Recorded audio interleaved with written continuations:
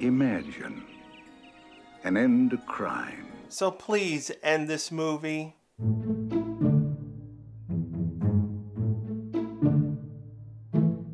Oh man, where do I start with this film? I've only seen this 4 times in my life. I remember when I first saw Robocop 3, I could not believe what I was looking at. The way I had saw Robocop, I watched the first one, loved it. I saw the second, I was pissed off, and then I saw the TV series. I was like, you know, it's not great, but it had some ideas that were interesting. It got the feel of the original film right. It just got hampered being on TV. They didn't have the budget. They didn't have the R rating. The show kind of made me give Robocop a second chance. So I said, I'll watch Robocop 3. Then I died inside. I don't even think I can fix this film because the premise alone is a damn mess. To be fair, there are things that are good. I'll talk about them, but I gotta mention this first. Why was this movie PG-13?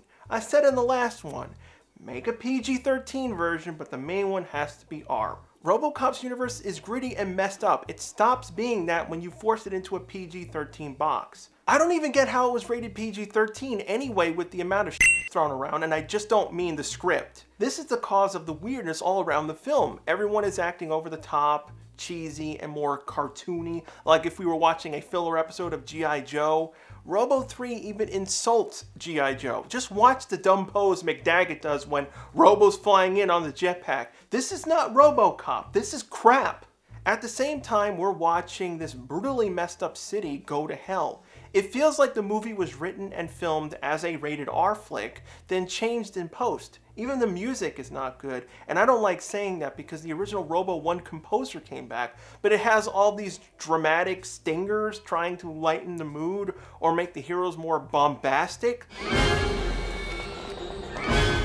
Like, what demo is this movie shooting for?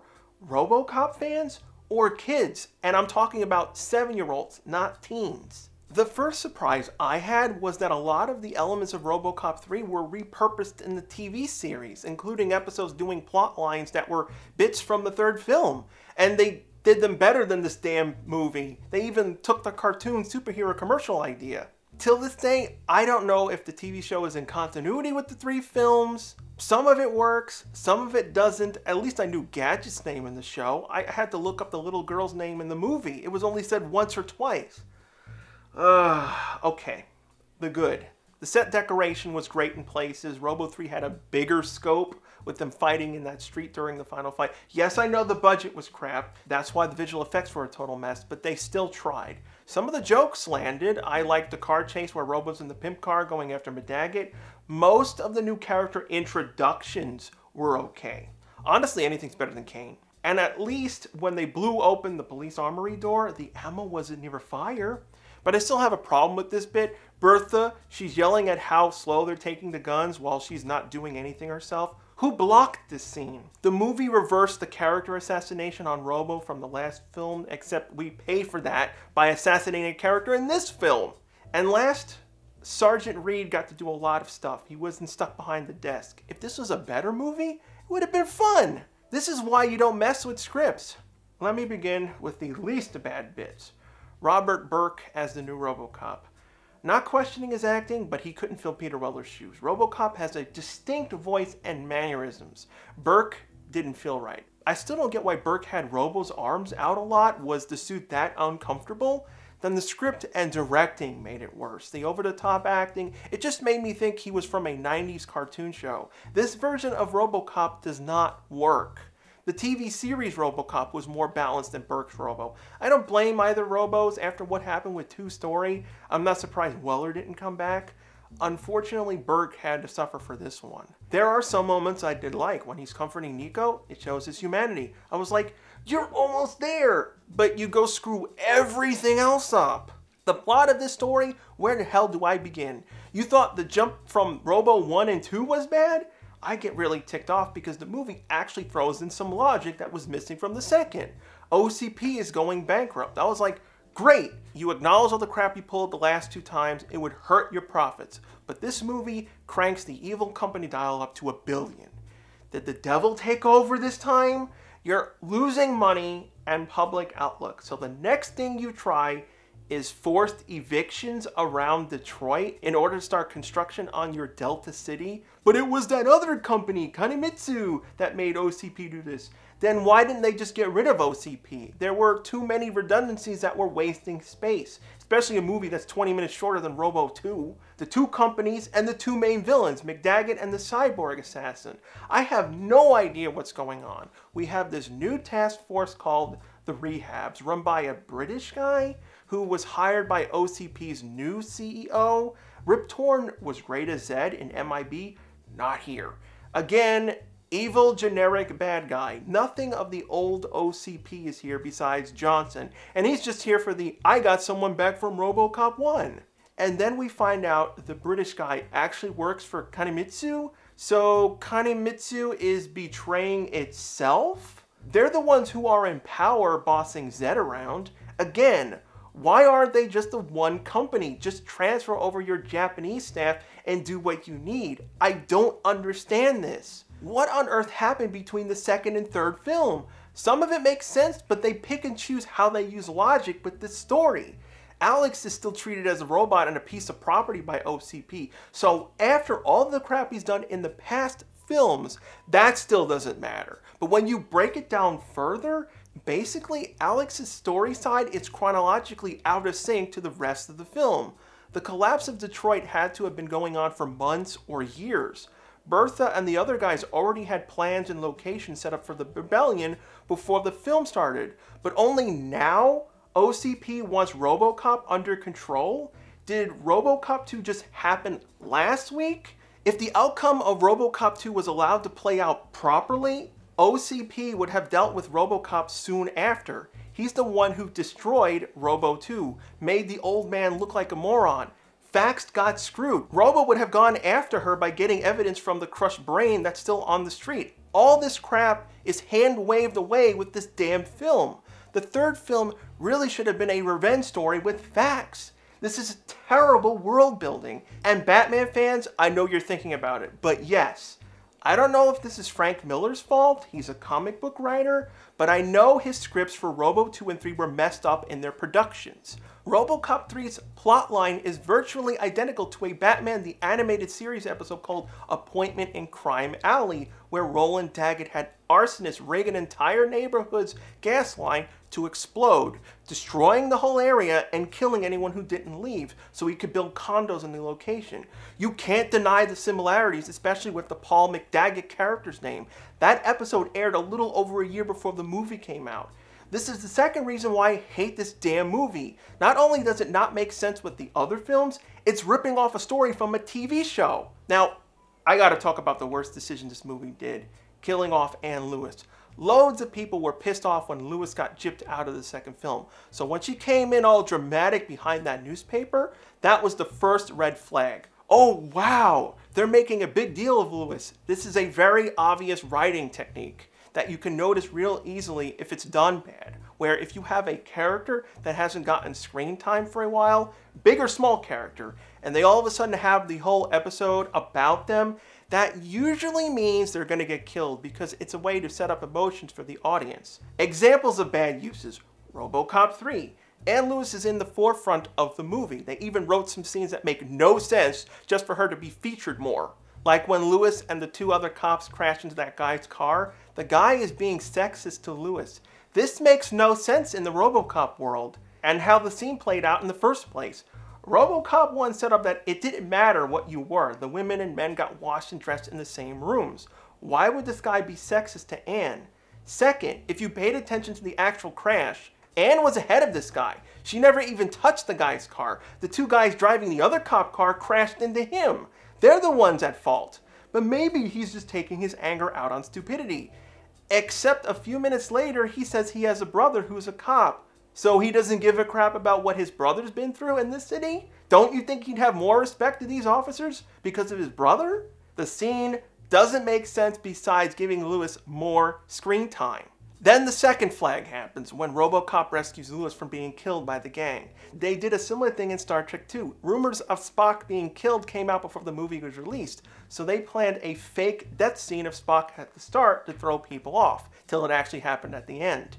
They pulled that here. Other shows that did similar bad writing, Stargate Atlantis, when Beckett was killed in the episode Sunday, and Star Trek Discovery, that show is written so bad. So one episode they had to kill off one of the bridge officers, but because they didn't give a crap about anyone outside of 5 characters, they made the episode feature this random character all of a sudden. So you'd feel sorry when they had to kill her off, even though they had many outs to save her. And no, I'm never reviewing Star Trek Discovery. It's garbage below Stargate Universe. So Lewis is killed by McDaggett, all to give motivation for Alex to go after him.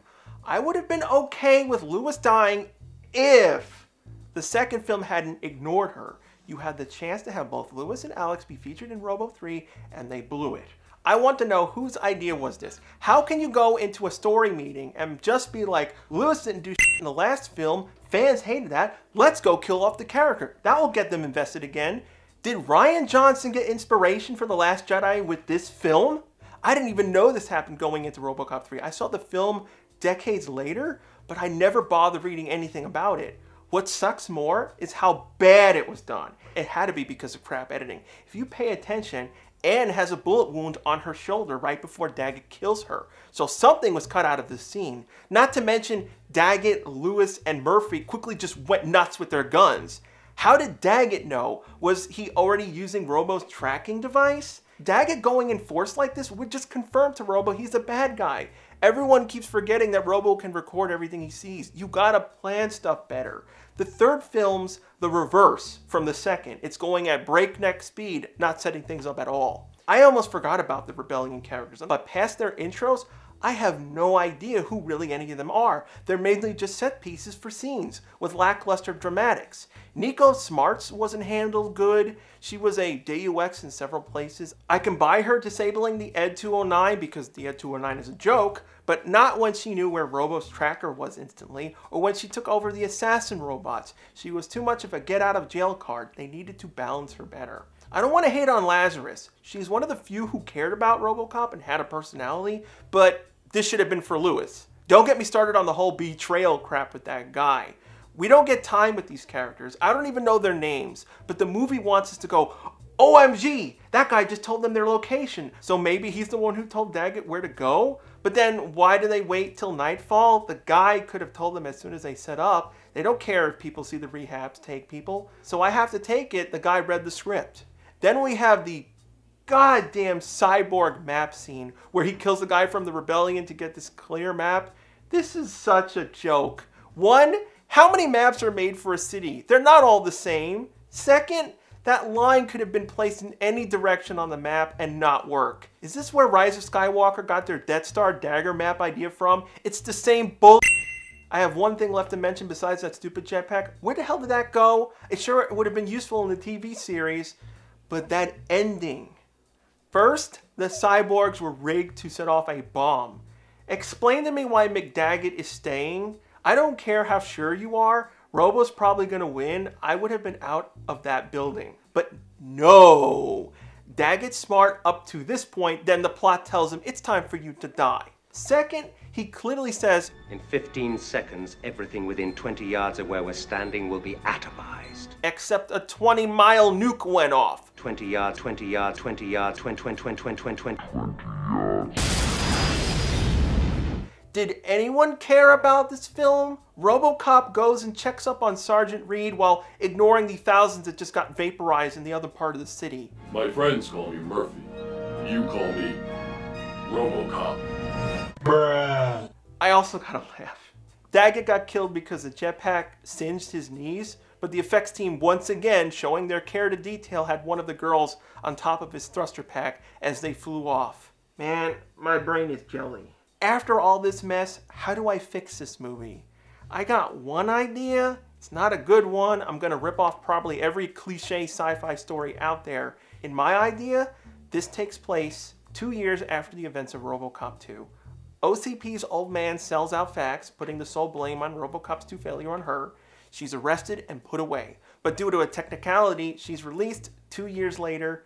Fax disappears. OCP finally collapses after the old man dies and all the problems that went down since Robo 1. The only remaining elements of OCP is Robocop and Johnson becoming the new CEO. He took the remaining assets of OCP, selling them off, but leaving security concepts active so that they can support Robocop. We've had too many bad company movies. I want one film to have them be actually good for once. Over the 2 years, Lewis and Murphy argue over if he should go back to his family now that he doesn't have OCP over his head anymore. A new company called Kanemitsu takes the world by storm by promising a fountain of youth.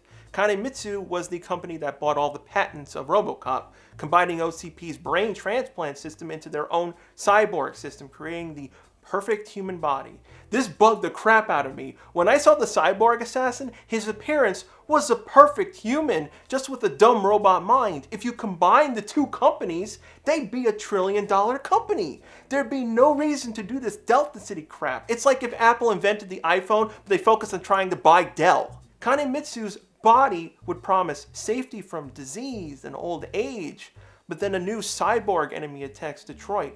Murders, robberies, everything under the sun. Robo and Lewis piece together who's been behind this. Their investigation brings them to Kanemitsu, but not the company themselves, but they find out Fax was illegally a part of the production of the cyborgs, where she used her programming knowledge to rewrite people's minds, turning them into puppets, sending them after Robocop. Robo, Lewis, and Metro West had to figure out a way to expose this major problem to the world, so we finally get Reed involved into the story, as well as Johnson being used as a way to snoop around Kanemitsu. Lewis doesn't freaking die in my story, Fax does. Kanemitsu is found innocent, but the cyborg development team was arrested.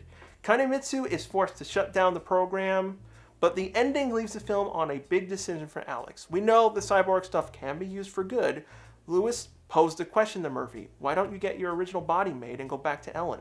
The movie could go either way. Alex stays his old Robocop self, or he decides to do it, leaving the force permanently.